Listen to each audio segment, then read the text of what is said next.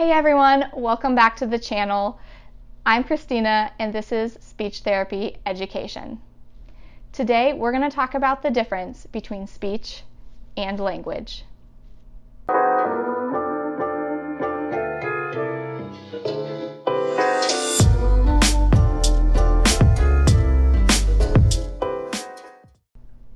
I do want to inform you that a majority of the information provided in this video is either adapted or quoted directly from the American Speech-Language Hearing Association website. Resource links are provided in the comments below. The difference between speech and language is one of the most fundamental topics in our field, and it's one that's easily confused. Speech and language are different, even though they're intertwined. A lot of times when diagnosing language issues, the first question from families is, wait, you mean speech, right? Not exactly. So today, I'm here to talk about the difference between speech and language.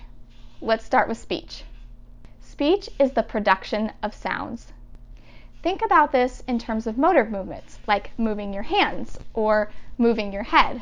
Speech is broken up into three categories: articulation, voice, and fluency. Articulation is the way we produce sounds by moving the mouth, lips, and tongue.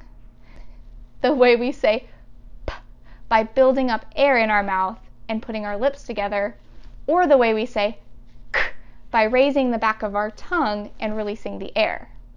Voice is associated with our vocal folds.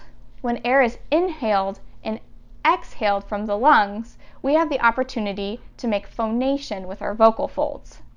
If somebody abuses their voice by talking too loud or purposefully using a breathy voice, they could develop a voice disorder. Fluency is the smoothness or the rhythm to our speech. Fluency is most often associated with stuttering. People who stutter might repeat sounds or use too many fillers such as or Overall, speech does not have anything to do with our comprehension. So, what is language? Language is the comprehension of a spoken, written, or other symbol-based system. You might often hear this broken into two parts: receptive language and expressive language. Receptive language is our reading and listening ability. Expressive language is our spoken and written ability. Language is composed of 5 domains: phonology, semantics, morphology, syntax, and pragmatics. Phonology is the ability to make out phonemes when listening and using them appropriately when talking. A phoneme is a unit of sound. When written, phonemes look something like this. The M with the slashes is a way to write the sound m. The I with the slashes is a way to write the sound e. The K with the slashes is a way to write the sound k. The English language has at least 44 phonemes.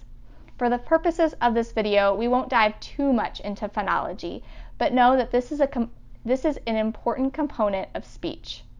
Semantics is simple. This is our vocabulary. This is our knowledge of what words mean and how to put them together when writing and talking. Morphology. Think of morphology as the way to make new words with existing root words. Morphology is the grammatical components of language. For example, I can change the prefix or the suffix of a word to change the meaning. Think of the word happy. I can add un in front of happy to be unhappy, or I could add est to the end of happy to be happiest. Syntax is how we put words together. This is our knowledge of the sentence structure of language. We can make simple sentences, or we can build into more complex sentence structures. I'm going to provide some sentence examples.